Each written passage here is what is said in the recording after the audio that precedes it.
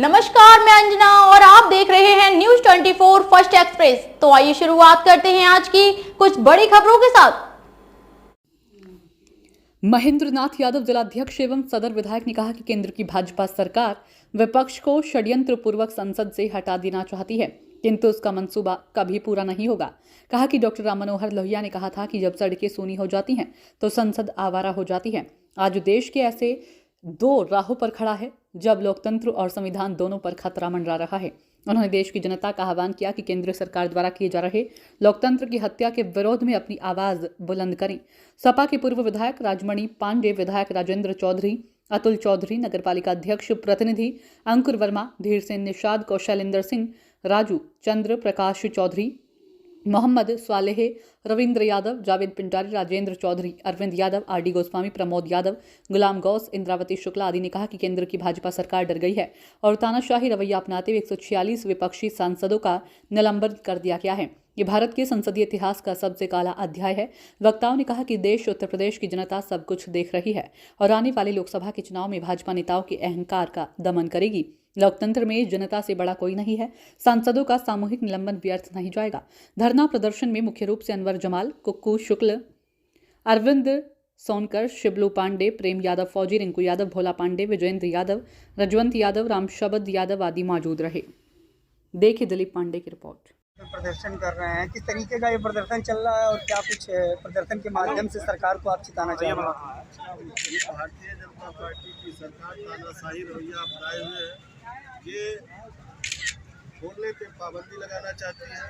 संविधान पे इनका कोई भरोसा नहीं है, लोकतांत्रिक व्यवस्थाओं पे इनका कोई भरोसा नहीं है।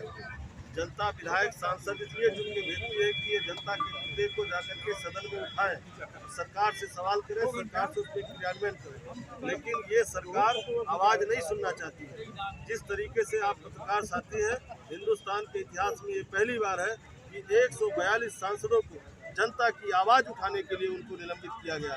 हम धन्यवाद देंगे आदरणीय राष्ट्रीय अध्यक्ष जी को। समाजवादी पार्टी के राष्ट्रीय अध्यक्ष जी ने 142 सांसदों का जो अलोकतांत्रिक तरीके से इनका निलंबन हुआ, इसके विरोध में एक दिवसीय धरना प्रदर्शन हम समाजवादी पार्टी का और राष्ट्रीय अध्यक्ष जी के निर्देश पे है। लेकिन आप पत्रकार साथी से हम ये कह देना चाहते हैं कि हमारे लोहिया जी ने कहा है कि जब सड़कें सूनी हो जाती है तो संसद हमारा हो जाती है। हम समाजवादी पार्टी लोग सड़कों को सूनी नहीं होने देंगे और इस लोकतांत्रिक सरकार को जब तक उखाड़ नहीं फेंक देंगे तब तक सड़क से लेकर सदन तक संघर्ष जारी रहेगा। राष्ट्रपति का जो मिनिस्ट्री हुआ उस पर आपको क्या लगता है, क्या होना चाहिए? पत्रकार साथी, जब इस देश का प्रधानमंत्री सदन के अंदर में बिक्री कर रहा था तब आप कहाँ थे? इसी देश के अंदर, संसद के अंदर इस देश के प्रधानमंत्री ने मिमिक्री किया था कि नहीं किया? अब आप किसी के बोलने पर भी पाबंदी लगाए। अपने आप को वो किसान के बेटा बताते हैं उस राष्ट्रपति। पत्रकार साथी, जब दिल्ली के बॉर्डरों पे 700 किसानों की हत्या हो गई, जब वो किसान के मुद्दे को लेकर के लगातार इस जालिम सरकार के कान पे जू नहीं रखा, लगातार सालों साल तक धरना प्रदर्शन किया और उस धरना प्रदर्शन में लगभग 700 किसानों की जान चली गई। अब ये सब वो किसान नहीं थे। आप पत्रकार साथी, आप ही बताइए, आप सब लोग कवरेज कर रहे थे। वो किसान, पूरे देश की किसान की आवाज़ बन करके वहाँ आंदोलन कर रहे थे और शहीद हो गए 700 किसान। और इस सरकार के कान पे जू नहीं रहेगा। तब जाकर के जब 700 किसान शहीद हो गए तब इस सरकार ने काले कानून मांगे।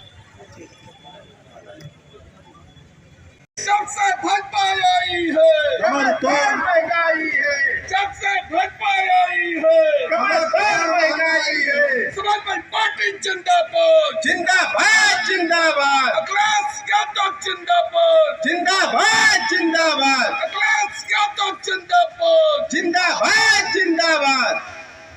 वक्त हो गया एक छोटे से ब्रेक का, फिर हाजिर होंगे ऐसे ही कुछ बड़ी खबरों के साथ। हमारे चैनल को सब्सक्राइब करें और बेल आइकन दबाना ना भूलें।